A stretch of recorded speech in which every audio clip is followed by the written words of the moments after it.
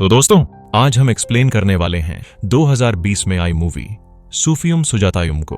तो चलिए बिना समय गवाए इस मूवी की स्टोरी को स्टार्ट करते हैं। मूवी के शुरुआत में हम लोग सूफी नाम के एक शख्स को देख पाते हैं जो मस्जिद में जा रहा था। दरअसल मस्जिद गांव की दूसरी तरफ थी, इसलिए उस मस्जिद में जाने के लिए एक नदी को पार करना पड़ता था। नदी में पानी कम थी, जिससे वह आसानी से इस नदी को पार कर लेता है। वहां आने के बाद एक कब्र को देखता है और वहां पर प्रे करने लगता है। वहीं हम लोग मस्जिद के मौलाना को देखते हैं, जो सूफी को देखते ही इससे बात करने के लिए चले आते हैं। मौलाना सूफी को बताता है कि आजकल इस मस्जिद में नमाज पढ़ने के लिए गांव का कोई भी शख्स नहीं आता। दरअसल पहले इस मस्जिद में अबुब नाम के एक मौलाना रहा करते थे। उस टाइम गांव के सभी लोग यहां पर नमाज पढ़ने के लिए आते थे, लेकिन जब से उनकी मौत हुई है तब से गांव का कोई भी आदमी यहां पर नमाज पढ़ने के लिए नहीं आता। यह सुनकर सूफी बताता है कि मैं अबूब जी का ही स्टूडेंट रहा हूं। सूफी यहां 10 साल बाद आया था, इसलिए सूफी मौलाना से रिक्वेस्ट करता है कि आज का अलजान मैं बोलूंगा। अब मौलाना भी सूफी को परमिशन दे देते हैं, जिसके बाद सूफी अलजान बोलता है। अब जैसे सूफी अनजान पुकारता है तो उसकी आवाज को सुनकर गांव के सभी लोग इस मस्जिद में चले आते हैं। दरअसल सूफी की आवाज में एक मैजिक सी थी। उसकी आवाज को सुनकर हर कोई आकर्षित हो जाता था। सब लोग नमाज पढ़ने के बाद उठ जाते हैं, लेकिन सूफी उठता ही नहीं।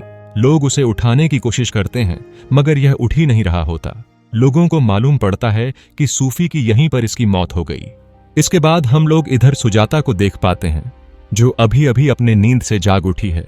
यहां पर हम लोगों को मालूम पड़ता है कि सुजाता की शादी 10 साल पहले राजीव नाम के शख्स के साथ हो चुकी है।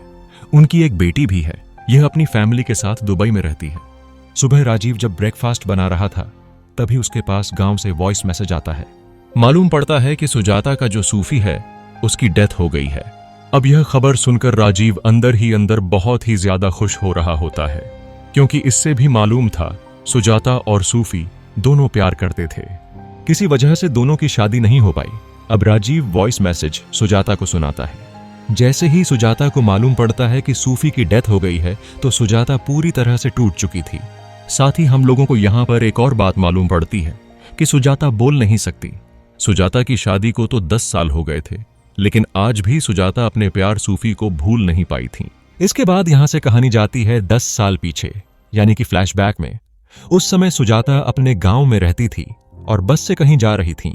तभी बस में सुजाता की नजर सूफी के ऊपर जाती है। इसे सूफी बहुत पसंद आती है। तभी उसे रियलाइज होता है कि सूफी तो एक स्टॉप पहले ही उतर गया है और उसका माला इसी बस में रह गया है। फिलहाल सुजाता इस माला को अपने पास रख लेती है। इसके बाद सुजाता मास्टर अबूब के पास जाती है। वो संगीत का बहुत बड़े शौकीन थे। सुजाता एक क्लासिकल डांसर थी। यहां पर आकर वह अपने डांस की प्रैक्टिस किया करती थी। इधर हम लोग सूफी को देखते हैं, जो मास्टर अबूब को ढूंढ रहे थे। इसलिए वह एक मस्जिद में जाकर जैसे ही अलजान बोलता है, तो मास्टर अबूब समझ जाते हैं कि सूफी आ चुका है। इसलिए वह जल्द से जल्द वो सूफी से मिलना चाहते थे, लेकिन मास्टर अबूब चल नहीं सकते थे और उनका ड्राइवर बाहर गया हुआ था। तो वो सुजाता को बोलते हैं कि तुम सूफी को बुलाकर यहां लाओ। तभी उनकी नजर सुजाता के हाथ में रखें उस माला पे जाती हैं। मास्टर समझ जाते हैं कि यह माला सूफी की है, इसलिए वो सुजाता को बोलते हैं कि तुम इस माले वाले आदमी को बुलाकर लाओ। यह बातें सुनकर सुजाता काफी ज्यादा खुश होती है, क्योंकि वह भी सूफी से मिलना चाहती थी। इसलिए सुजाता जल्दी से दूसरे मस्जिद में जाती है और वहां से सूफी को आने के लिए बोलती है। सुजाता की भाषा सूफी नहीं समझ पा रहा था, लेकिन सुजाता जब इशारों में सूफी को बताती है तो वह समझ जाता है। इसके बाद वह मास्टर अबूब के पास आते हैं और यहां पर इनसे मिलकर बहुत ही ज्यादा खुश होता है। यहां पर हम लोगों को मालूम पड़ता है कि सूफी मास्टर अबूब का फेवरेट स्टूडेंट रहा है। काफी दिनों के बाद सूफी मास्टर अबूब के पास आया हुआ था, इसलिए वह बहुत ही ज्यादा खुश थे। इसके बाद सुजाता अपने घर जाती है। घर आने के बाद सुजाता को मालूम पड़ता है कि राजीव नाम के लड़के का रिश्ता मेरे लिए आया था। राजीव को पहले से ही मालूम था कि सुजाता बोल नहीं सकती, लेकिन वह फिर भी शादी के लिए राजी था। इसलिए सुजाता के घर वाले चाहते थे कि सुजाता की शादी जल्दी से हो जाए। अब अगले दिन सुजाता फिर से मास्टर अबूब के पास जाती है। तभी यहाँ सुजाता देखती है कि सूफी अपने पैर के एक अंगूठे पर खड़ा होकर वह डांस कर रहा है। यहाँ देखकर सुजाता बहुत ही ज्यादा खुश होती है। वह इशारों में मास्टर से पूछती है कि सूफी इस तरह से कैसे डांस कर लेता है। मास्टर बताते हैं कि सूफी भगवान के बहुत करीब है, इसीलिए वह इस तरह से डांस कर लेता है। अब सुजाता भी मन ही मन चाह रही थी कि मैं भी सूफी की तरह एक अंगूठे पर खड़ा होकर डांस करूं। वह जब भी सूफी को डांस करते हुए देखती तो वह खुद भी डांस करने की कोशिश करती। इसके बाद से सुजाता सूफी की मुलाकात बार बार हो रही थी, तो सुजाता सूफी को बहुत ही ज्यादा पसंद करने लगती है। वहीं अब सूफी भी कहीं ना कहीं सुजाता को पसंद करने लगा था। आज जब सुजाता अपने घर जाती है तो आज राजीव के घर वाले सुजाता से मिलने के लिए आए हुए थे, लेकिन सुजाता की ध्यान राजीव के घर वालों के बातों पर नहीं, उसकी ध्यान तो बस सूफी की अलजान पर थी, जिस वजह से वह उनकी बातें तो बिल्कुल भी नहीं सुन रही थी। तभी सुजाता को राजीव की चाची बताती है कि राजीव तुम्हारे लिए गिफ्ट भेजा है, लेकिन सुजाता इस लेटर को फाड़ देती है और इसी पर सूफी के लिए लेटर लिखने लगती हैं। सूफी जब सुजाता की लेटर को पढ़ता है तो वह भी सुजाता के लिए लेटर लिखता और इस डायरी को उसके लिए भेज देता। एक दिन सुजाता सूफी को बताती है कि मैं भी तुम्हारी तरह डांस करनी चाहती हूं। जब सूफी सुजाता को डांस करना सिखा रहा था तभी सुजाता की पैर फिसलती है, वह नीचे गिरने ही वाली होती है। तभी सूफी उसे पकड़ लेता है, लेकिन इस दौरान सुजाता की हाथ में पहनी चूड़ी टूट जाती है, तो सूफी उसे अपने पास रख लेता है। यानी कि सूफी को अब पूरी तरह से सुजाता से प्यार हो गई थी। अगले दिन सूफी जब नमाज पढ़ रहा था तभी सुजाता यहां आती है और वह भी सूफी के साथ बैठकर नमाज पढ़ने लगती है। सूफी जैसे ही सुजाता को देखता है तो सुजाता शर्माकर यहां से जाने लगती है, लेकिन सूफी यहां सुजाता को रोक लेता है और अपने प्यार के बारे में बताता है कि मैं भी तुमसे प्यार करने लगा हूं। लेकिन तभी यहां पर मास्टर आते हैं और उनकी बातें सुन लेते हैं। मास्टर को देखकर सुजाता यहां से चली जाती है। अब मास्टर सूफी के ऊपर काफी ज्यादा गुस्सा होते हैं, क्योंकि इन्हें लग रहा था कि सूफी ने मुझे धोखा दिया है, क्योंकि सूफी को यह सब प्यार मोहब्बत नहीं करनी चाहिए थी। इसलिए मास्टर सूफी को यहां से जाने के लिए बोलते हैं। इधर हम लोग सुजाता को देखते हैं जो अपनी दादी को बिस्तर से उठाने की कोशिश करती है। तभी इसे मालूम पड़ती है कि मेरी दादी अब इस दुनिया को छोड़कर हमेशा के लिए चली गई। यह देखकर सुजाता बहुत ही ज्यादा रोने लगती है, क्योंकि सुजाता अपने दादी के बहुत ही ज्यादा करीब थी। यहां पर सूफी भी आता है। सुजाता सूफी को कुछ बताना चाहती थी, इसलिए वह इस डायरी को एक पेड़ के पास रखती है और सूफी को इशारा करती है कि तुम इस डायरी को अपने साथ लेकर जाना। लेकिन यहां सूफी उस डायरी को उठाता उससे पहले ही सुजाता के गांव के कुमार नाम का एक शख्स उस डायरी को उठा लेता है, क्योंकि उसने सुजाता को इशारे करते हुए देख लिया था। जब वह शख्स इस डायरी को पढ़ता है तो उसे मालूम पड़ जाता है कि सुजाता और सूफी दोनों एक दूसरे से प्यार करते हैं। इसलिए वह इस डायरी को लेकर सुजाता के पापा को दे देता है और उनके प्यार के बारे में सारी सच्चाई बता देता है। अब सच्चाई जानने के बाद सुजाता के पापा मास्टर से जाकर बात करते हैं। कहते हैं कि आप सूफी को समझाइए कि वह सुजाता से दूर रहे। अगले दिन सुजाता जब मास्टर के पास जाती है तो उसे मालूम पड़ती है कि सूफी नहीं है, साथ ही मास्टर बीमार पड़े हुए थे। तो सुजाता उनके लिए काढ़ा बनाती हैं और उनसे सूफी के बारे में पूछती हैं। तो मास्टर बताते हैं कि सूफी यहां से जा चुका है, इसलिए तुम अब सूफी को भूल जाओ, क्योंकि मुझे अच्छी तरह से मालूम है कि तुम दोनों एक दूसरे से प्यार करते हो।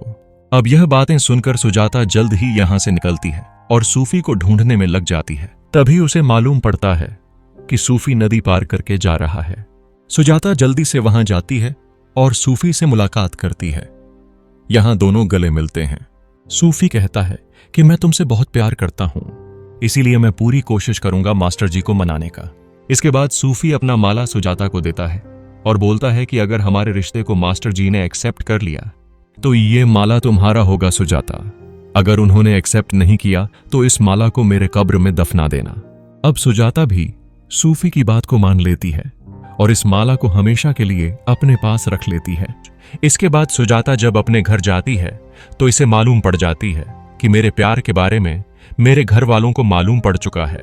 इसलिए सुजाता अपना सामान पैक करती है और अपने माँ बाप घर द्वार सब कुछ छोड़कर सूफी के पास जाने लगती है। इस वाकया को देख सुजाता की माँ उसे रोकने की कोशिश करती है, लेकिन सुजाता उनकी एक नहीं सुनती। तब सुजाता की माँ सुजाता को कहती है कि जब तुम्हारे पापा को मालूम पड़ा कि तुम बोल नहीं सकती, तब उन्होंने दूसरा बच्चा करने से मना कर दिया। वो इसलिए कि अगर तुम्हें मालूम पड़ा कि मैं बोल नहीं सकती और तुम्हारे भाई या फिर बहन बोल रही है तो तुम खुद को छोटा महसूस करती अब यह बातें सुनकर सुजाता तो एक पल के लिए रुक जाती है, लेकिन फिर वह सूफी की तरफ जाने लगती है। इस वाकया को अपने आंखों से देख सुजाता के पापा बहुत ही ज्यादा रोने लगते हैं और खुद को मारने पीटने लगते हैं। अब यह देखकर सुजाता समझ जाती है कि मैं सूफी के पास अब नहीं जा सकती, इसीलिए वह सूफी को सॉरी बोलती है और वापस अपने घर चली आती है। इसके बाद अब कहानी प्रेजेंट टाइम में आती है, जहां पर हम लोग सुजाता को देख पाते हैं, जो सूफी की डेथ के बारे में सुनकर वह डिप्रेशन में चली गई थी।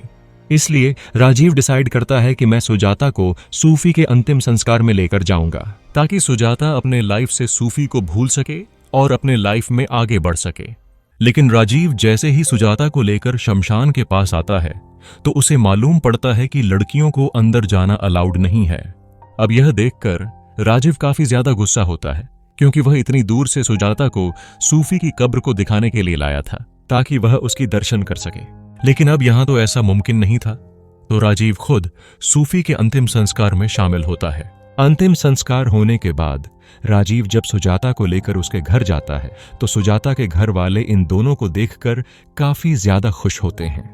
लेकिन सुजाता अपने पापा से बात नहीं करती, वह अपने रूम में जाकर कुछ ढूंढने लगती हैं।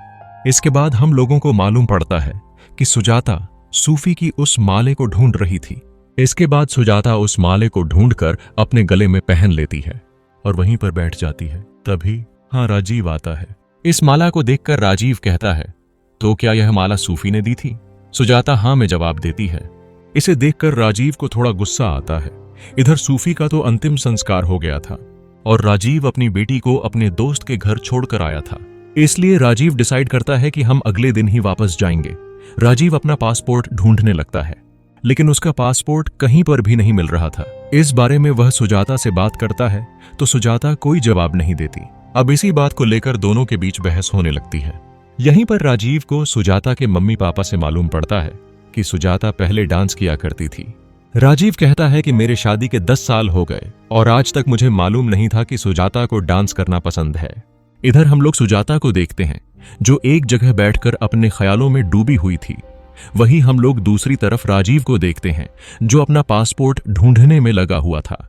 तभी राजीव को याद आता है कि जब सूफी को दफनाया जा रहा था तो उस समय मेरा पैर फिसला और मैं वहां गिर गया था, तो शायद मेरे हाथ से पासपोर्ट वहीं पर गिर गया, सूफी के कब्र में। यह याद आने के बाद राजीव को कुछ भी समझ नहीं आ रहा होता कि अब मैं क्या करूं। इस बारे में राजीव सुजाता के पापा को बताता है तो वह भी नहीं समझ पा रहे थे कि अब क्या किया जाए। तभी राजीव कहता है कि हमें कब्र फिर से ओपन करना होगा ताकि अंदर पासपोर्ट को ढूंढ सके। पहले तो सुजाता के पापा इसके लिए मना कर रहे थे, लेकिन राजीव के कहने पर मान जाते हैं। इसके बाद सुजाता के पापा कुमारन से मदद मांगता है, क्योंकि वही एक शख्स है जो उनकी मदद कर सकता है। अब कुमार को जैसे ही मालूम पड़ता है कि हमें सूफी के कब्र को ओपन करना है तो वह इसके लिए मना करने लगता है। तब सुजाता के पापा इसके घर के जमीन के कागजात देते हैं। इसके बाद रात के वक्त कुमार, राजीव, सुजाता के पापा यह लोग मिलकर सूफी के कब्र को खोदते हैं। काफी खोदने के बावजूद राजीव का पासवर्ड नहीं मिलता। कुमारन राजीव को बताता है कि आपका पासपोर्ट यहां पर नहीं होगा, लेकिन राजीव कुमारन की बात को मानने के लिए तैयार नहीं था। अब इसी बात को लेकर दोनों के बीच लड़ाई झगड़ा होने लगते हैं। तो इसी दौरान सुजाता भी यहां पर चली आती है और सुजाता राजीव को उसका पासवर्ड देती है। सुजाता को पासपोर्ट पहले ही मिल गई थी, लेकिन वह पासपोर्ट राजीव को इसलिए नहीं दे रही थी, वह चाह रही थी कि सूफी की कब्र को फिर से खुदा जाए। अब यह सच्चाई जैसे ही सुजाता के पापा को मालूम पड़ती है तो वह इसे थप्पड़ मारकर यहां से चले जाते हैं। इसके बाद सुजाता सूफी के कब्र के पास आती है और उसके कब्र में ये माला डाल देती है, क्योंकि सूफी की आखिरी इच्छा यही थी कि यह माला मेरे कब्र में जाए। सूफी के लिए यह माला बहुत ही ज्यादा खास थी, क्योंकि इस माले में सूफी की मां की यादें छिपी हुई थीं, और इसीलिए सुजाता ने पासपोर्ट के बारे में नहीं बताया, क्योंकि वह चाहती थी कि सूफी की आखिरी इच्छा पूरी हो और वह इस तरह से उसकी आखिरी इच्छा भी पूरी करती। वो और राजीव दोनों काफी देर तक यही कब्र के पास ही बैठे रहते हैं और अगले दिन दुबई के लिए निकल जाते हैं। राजीव सुजाता के प्यार को अच्छे से समझ गया था, इसलिए वह उसके हाथ थाम लेता है। वही सुजाता अपना सर राजीव के कंधे पर रखती है, क्योंकि इसे भी एहसास हो गया था कि राजीव मुझसे कितना ज्यादा प्यार करता है और वो अपने रिश्ते को एक और मौका देना चाहती थी। और इसी के साथ यह मूवी यहीं पर समाप्त होती है। तो दोस्तों, आपको यह मूवी कैसी लगी? प्लीज हमें लाइक और कमेंट करके जरूर बताइएगा। Thanks for watching video.